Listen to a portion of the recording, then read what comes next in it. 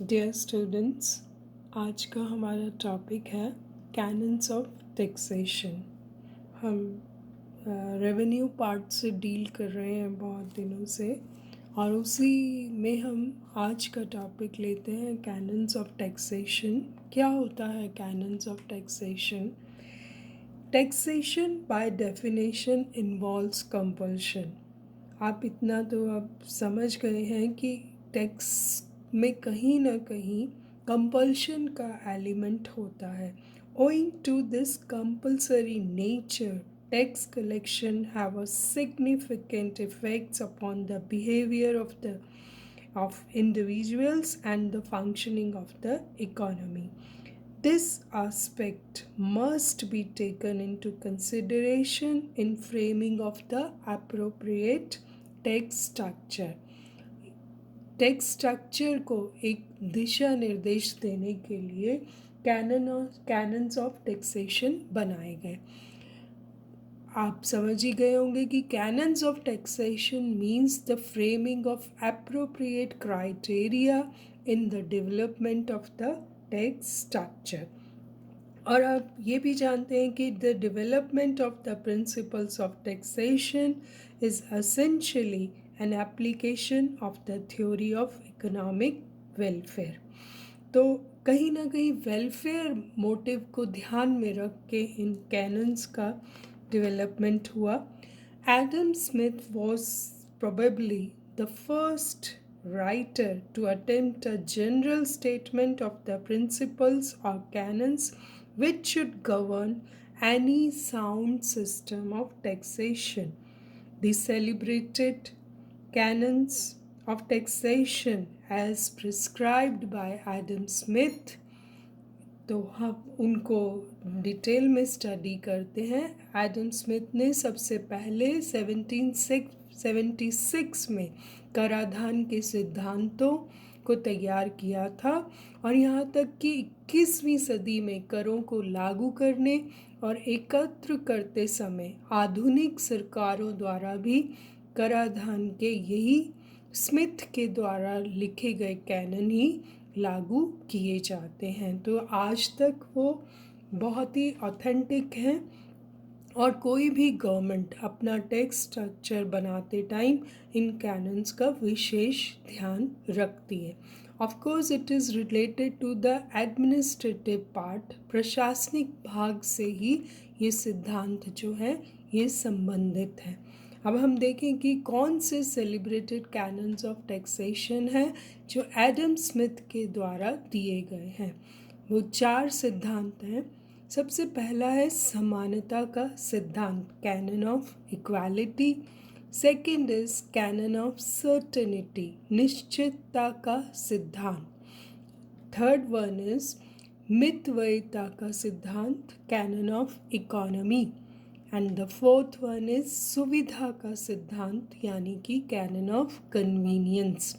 तो आप देखें कि जो 4 मेन सिद्धांत दिए गए हैं, समटाइम्स ये क्वेश्चन भी पूछा जाता है क्योंकि उसके बाद मॉडर्न जो राइटर्स थे, मॉडर्न जो इकोनॉमिस्ट थे, उन्होंने भी कुछ नियम दिए हैं, कुछ सिद्धांत दिए हैं। इसलिए कई बार ये क्वेश्चन कॉम्पिटिटिव एग्ज़ाम में भी पूछा जाता है, what are the basic canons that were given by Adam Smith. तो आपको इनको याद करना है, canon of equality, canon of certainty, canon of economy and canon of convenience. और जो मॉडर्न आधुनिक अर्थशास्त्री थे, इसमें उन्होंने कुछ नियम और जोड़े हैं, जैसे कि कैनन ऑफ प्रोडक्टिविटी, उत्पादकता का सिद्धांत, सरलता का सिद्धांत, canon of simplicity, canon of elasticity, लोच का सिद्धांत, और चौथा एक और भी, कैनन ऑफ डाइवर्सिटी, विविधता का सिद्धांत। तो इस तरह से जो सिद्धांत दिए गए हैं उनमें सबसे पहले हम डिटेल में डिस्कस करते हैं एडम स्मिथ के 4 सिद्धांत, जो कि सबसे पहले है समानता का सिद्धांत। क्या कहता है समानता का सिद्धांत? समानता का सिद्धांत बताता है कि कराधान का बोझ करदाताओं के बीच समान या समान रूप से वितरित किया जाना चाहिए, यानी कि taxes imposed should be in accordance with the individual's ability. Taxes should be in accordance with an individual's ability to pay. That means इसका मतलब क्या है कि the richer should pay more taxes because without the protection of the state they could not have earned and enjoyed that extra income. जो इसके पीछे कारण दिया गया है वो ये है कि just because of the protection of the state, जो कि फैसिलिटी स्टेट देता है, उसी वजह से rich earn so much money, तो उनको टैक्सेस ज़्यादा देने चाहिए। इन स्मिथ कहते हैं कि it is not very unreasonable that the rich should contribute to the public expense not only in proportion to their revenue but something more than that proportion. उसे कुछ ज़्यादा ही कंट्रीब्यूट करना चाहिए स्टेट के लिए। नेक्स्ट हम देखते हैं तो नेक्स्ट है कैनन ऑफ सर्टेनिटी, यानी कि निश्चितता का सिद्धांत। किसी व्यक्ति को जो भी कर देना होता है वह निश्चित होना चाहिए, ना कि मनमाना। एडम स्मिथ के अनुसार भुगतान का समय, भुगतान का तरीका, भुगतान की जाने वाली मात्रा यानी कर देता, योगदानकर्ता के लिए और सभी के लिए स्पष्ट होनी चाहिए। The canon is meant to protect taxpayers from unnecessary harassment by the tax officials. The amount to be paid, the time and method of payment should be clear and certain for the taxpayers to adjust his income and expenditure accordingly. क्या होता है कि the tax with each individual is bound to pay out to be certain and not arbitrary. The time of payment, the manner of payment, the quantity to be paid out, all to be clear and plain to contributors and to every other person. Adam Smith further points out that if a scope for arbitrariness exists, then under such circumstances, even an honest tax machinery will become unpopular. Certainty also implies that the state should know how much revenue it could expect and it could get it. According to Adam Smith, uncertainty in taxation encourages corruption. All attempts at equality will be a myth without the tax being certain.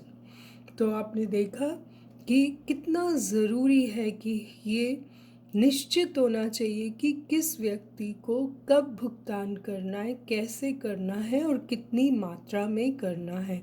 अगर ये स्पष्ट नहीं होता तो इसकी वजह से बहुत सारी प्रॉब्लम्स खड़ी हो जाती हैं और ये करप्शन को भी बढ़ावा देता है।